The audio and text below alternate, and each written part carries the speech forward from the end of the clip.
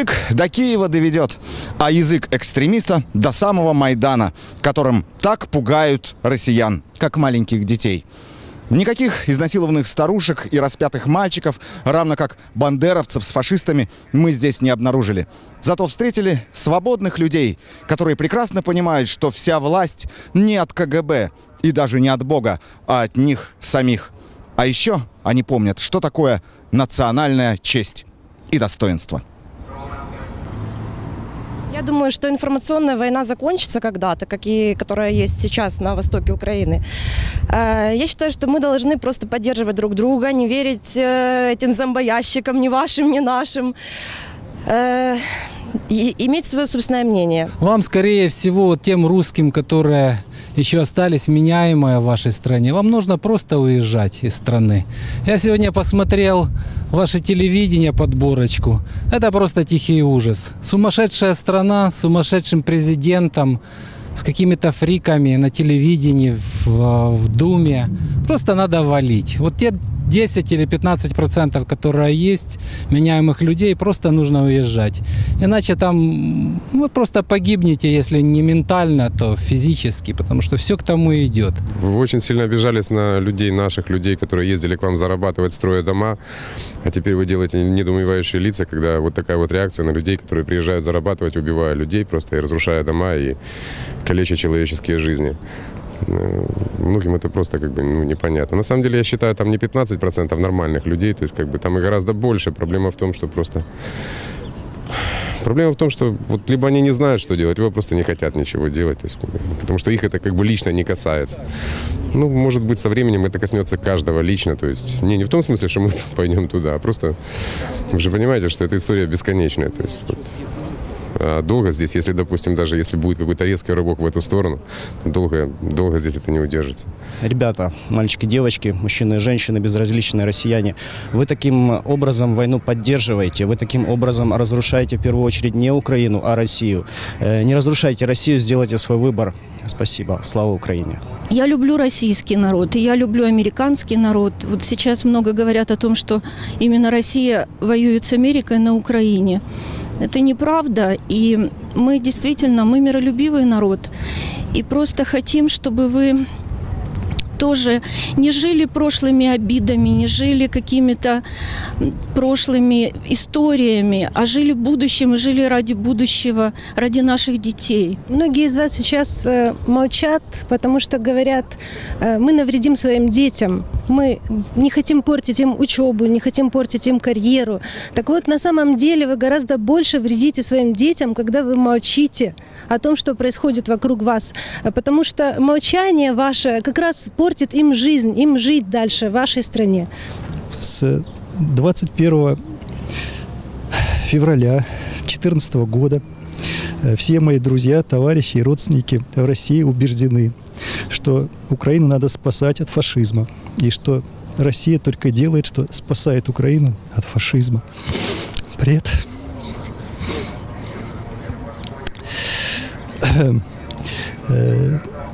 Я обвиняю российское телевидение в том, что они разлучили меня с моими родными и близкими, которые находятся в России.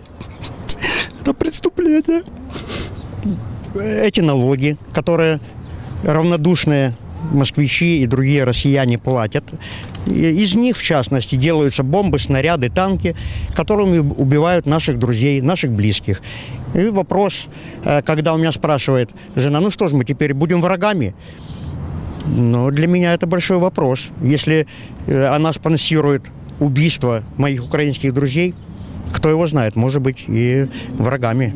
Мы живем в свободной стране, а россияне, к сожалению, эту свободу променяли на колбасу, на зарплаты, которые были, когда была нефть. Но теперь заканчивается нефть, и вам пора тоже просыпаться. Да, это больно, да, это неприятно, свергать власть, менять ее, но без этого у вас нет ни будущего, ни настоящего. Хочу сказать россиянам, что очень тяжело жить в страхе. Вас держат в страхе и обмане.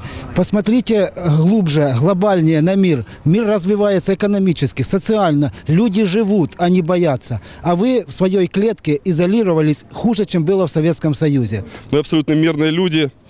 мы отстоим свои права, мы отстояли свои права на Майдане, мы отстоим свои права на востоке Украины, мы не дадим ни пяти нашей земли, и мы прекрасно понимаем, что мы на своей земле находимся, мы на своей земле погибаем, мы хороним наших героев, и какие-то там ополченцы, о которых вы там говорите, это вовсе не ополченцы, это террористы, которые зашли на нашу землю и нас убивают. Значит, мы скажем решительно нет этому всему, и мы будем отстаивать свою свободу, свою независимость. Теперь ко всем россиянам. Да в конце-то включите мозги, если они не пропиты до конца. Включите их, ребята. Вы посмотрите, вы люди или эти скоты, которые стоят и вам и управляют. Что, они вечны? Нет. Янукович черти где. И он нам не нужен. Я за него не голосовала. А наши идиоты 30%, даже не 30, 6 миллионов за него проголосовало. Из 48, даже 52, которые тогда были. Ребята, 6 миллионов. И нам навязали вот этого идиота. А 140 миллионов россиян. Кто им называет? Это что, панацея? Это что, идол? Кто это такой? Просто человек. Да уберите вы его к чертовой матери. Извините за выражение. Да, бывайте. Все. Украина и украинцы посмели сделать выбор, каждый свой для себя. Выбор цивилизационный. Мы идем в Средневековье или мы движемся вперед, 21 век, 22 век. Это чрезвычайно тяжкий выбор. В Средневековье всегда легче. Быть рабом легче, чем свободным. Меньше ответственности и тебя кормят. Быть невежей легче, чем знающим. Меньше печалей. Но только свобода выбора, свобода воли, свобода понимания и поведения делает из двуногого существа человека. Вот это и есть наш выбор. Просто Европа к этому выбору оказалась ближе. И мы говорим, мы с Европой. Российская родня от нас отказалась, назвав нас бандеровцами, фашистами. Что я могу сказать? Ребята, включите мозги. Ну нельзя же так с утра до вечера слушать про Украину и не понять, почему вам это все пытаются навязать. Ну, надо же как-то немножечко думать, что вы делаете, что вы слушаете, и как им не доказывать, что им не говорить, что нет у нас фашистов, и нет у нас тут карателей, и ну покажите, где эти фашисты. Нет, они у вас есть, и все хотят. Ну, я не знаю, как им еще объяснять, но включите вы мозги, пожалуйста, включите. Услышьте свою душу и попробуйте, чтобы мозги заработали. У нас нет фашистов. 100%. За всех своих знакомых, родственников, друзей, коллег, которые говорят по-русски, я хотел бы передать россиянам одну просьбу. Ребята, отстаньте от нас и как можно быстрее. Вот. Оставьте нас в покое. Мы сами со своими проблемами разберемся. Я не буду рассказывать, что вам делать, кто виноват, чего мы хотим, кто хороший, кто плохой. Мы у себя разберемся сами, вы у себя разбирайтесь сами. Чем быстрее как бы мы друг от друга на какое-то время отойдем, тем меньше прольется крови, это первое, и тем меньше будет эта пропасть ненависти, горя, страданий между нашими государствами. Потому что уже и так сделано столько, что ни одному поколению придется расхлебывать. Почему сейчас влізла Росія в Донбас і командує? Я не хочу цього. Я хочу, щоб ми були Україною. І я не хочу этой войны, гибели. У меня сын 18 лет. Он попал в Иловайский котел, он попал в плен, но вышел оттуда живым. Но рассказывал, как он сказал, что с Красного Лимана, с Донецкой области, ему притык, стреляли с пневматики железными кулями. Ел суп гороховый, соляркой разведенный. Землю били, катовали. Но он полмесяца такое пробыл, я его вырвала оттуда. Сейчас он дома. Так что Россия, Путин, забери своих ребят оттуда. Мы не хотим, мы хотим с Украиной. Мы были украинцами, мої корні оттуда, і батьки оттуда. І я як балакала по-українськи, так я й балакаю. Я не бандерка. Я могу с уверенностью заявить, что Мариуполь, который еще пока остается частью свободной Украины, более чем на 90% проукраинский. Вас, господа русские, там не ждут и не хотят. Вы там не нужны. Если вы туда придете, вы оттуда, ну, в лучшем случае уйдете без ног. Я одного не могу понять. Почему вот один человек в России обманул почти всех россиян? Только говорят, что здесь какие-то фашисты находятся в Украине, что украинцы враги России. Мы никогда не были врагами России. Почему нас так называют? Я вот не могу понять, почему люди, россияне молчат вообще? Почему они не выходят на марши часто? Почему убили Немцова, а это все как-то приглушилось? Я понимаю страх, да, но здесь на Майдане был не меньше страх, когда стреляли снайпера, когда стреляли и ВВшники. Да, и россияне же в нас стреляли. Но мы, я повторяю еще раз, мы вам, россияне, не враги. И никогда ими, наверное, не будем. Надеюсь на это. Надеюсь, что большинство россиян встанет и действительно заявит свою позицию. Потому что позиция есть. Она внутри, да? У каждого человека есть совесть, и он хочет жить, по справедливости. Просто, многие боятся. Мой отец в 1941 году защищал Ленинград, где он был ранен, и осколки эти выходили у него до конца жизни. Мой муж офицер-афганец, вместе с такими же офицерами российскими, белорусскими, был в Афганистане, и он сапер. Минировали, разминировали. К счастью, вышел живым, умер от ран уже в мирное время. Моего сына, Броновицкого Игоря Евгеньевича, 21 января 2015 года убил доброволец, гражданин Российской Федерации Моторола. После издевательств он его застрелил 2 пулями в висок. Я недавно похоронила своего сына. Что я хочу сказать россиянам? Вот этим 86% россиян, которые поддержали Путина в этой войне. Для меня вы быдло Моторола. Посмотрите на его рожу. Вот такие вы и смотрите. Захарченко – это наш украинец, а Моторола – это русский. Что он делает в нашей стране? Что делают эти добровольцы? Я бы хотела сказать спасибо тем русским, которые поддержали Украину, те, которые вышли на марш мира, на одиночные пикеты.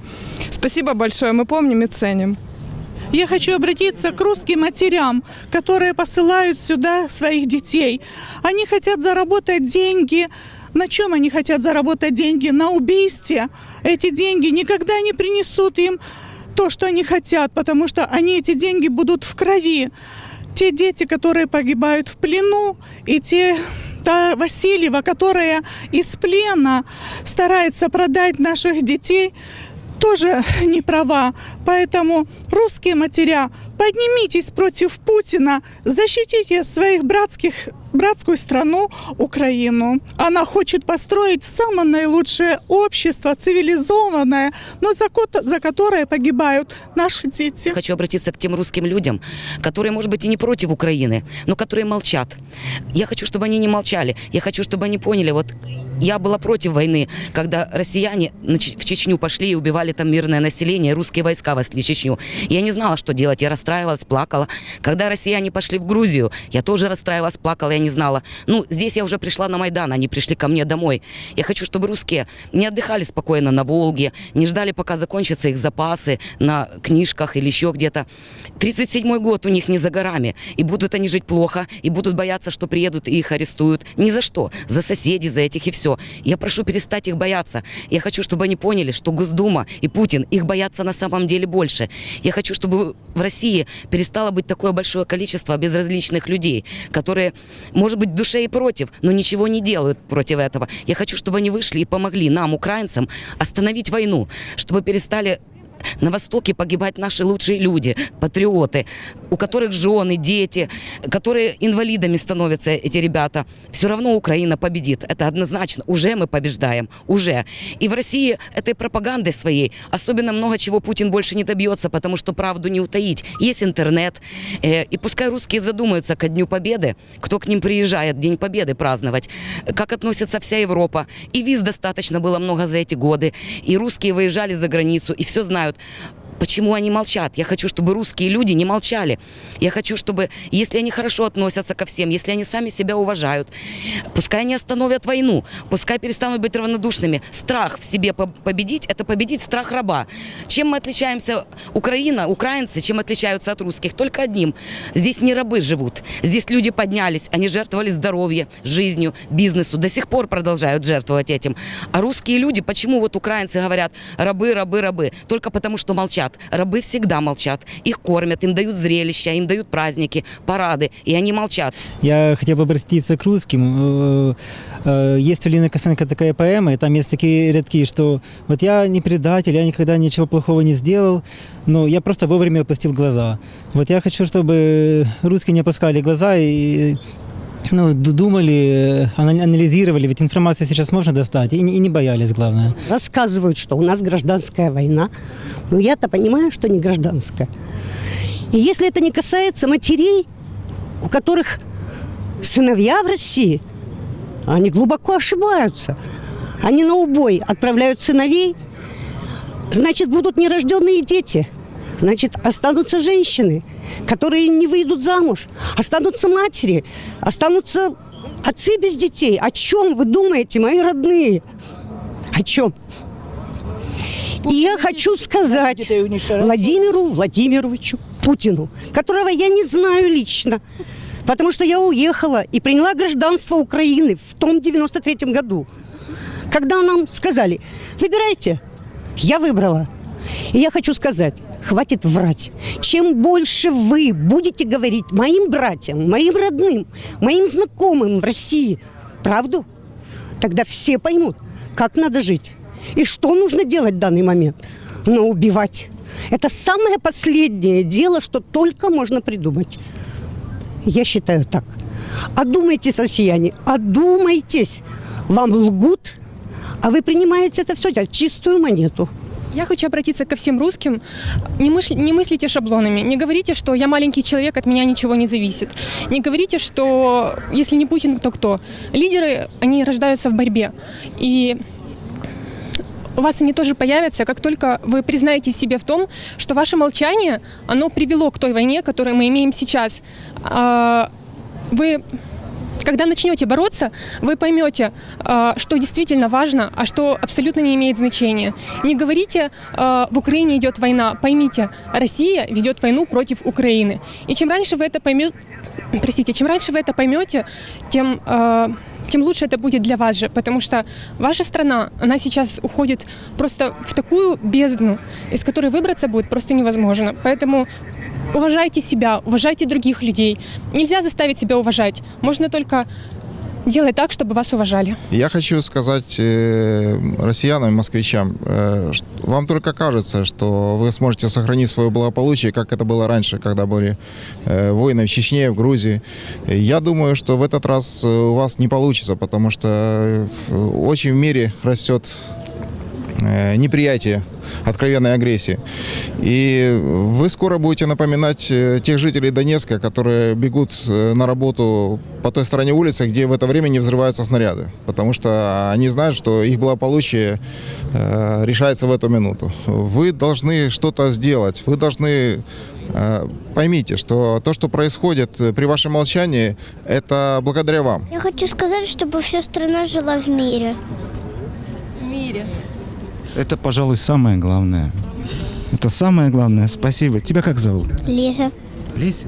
Лиза. Лиза, ты умничка. Хочу прежде всего обратиться к тем россиянам, которые сумели противостоять пропагандистской войне, сумели найти в себе силы поддержать, выступить против войны. Большое вам спасибо. Нам очень важно ваше мнение, то, что вы есть. Я сама школьница, и у меня за 1 год уже как минимум в моем только классе 2 человека, которые уехали из Донецкой, Луганской области. Я не знаю, сколько таких человек по школе нашей, 91-й, я не спрашивала. Меня это, в принципе, не интересует. Факт в том, что их никто не притесняет. У меня класс в основном русскоговорящий. Школа сама изучает украинский язык. Никто, никогда. Никаких замечаний в дневники, ничего такого. Ни на ковер к директору, ни родителей школ, ничего такого не было. Это все ложь, что тут притесняют русскоязычных. Я сама русскоязычная сейчас, в данный момент. Я сама говорю на русском языке, хотя сама изучаю украинский. Путін, я обращаюсь, мать з Донецька. Я Беркуту казала, Бандюковичу казала, що і ходила за те, коли Майдан, що зло ніколи не побідить добро.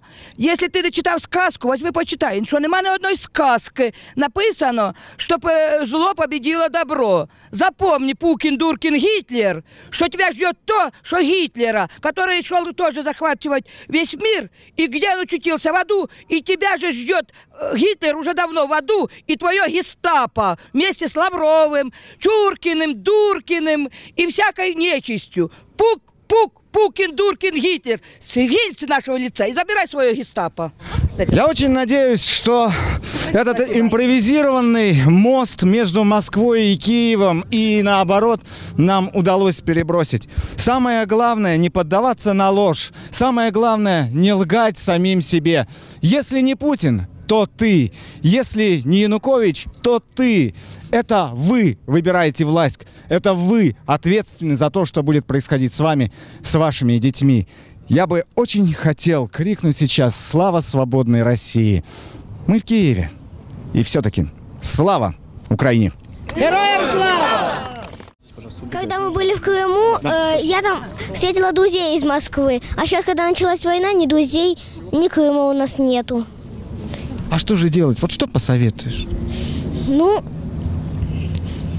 я не знаю, но заключить как-то мирные отношения с Россией. Но с Путиным это не выйдет делать.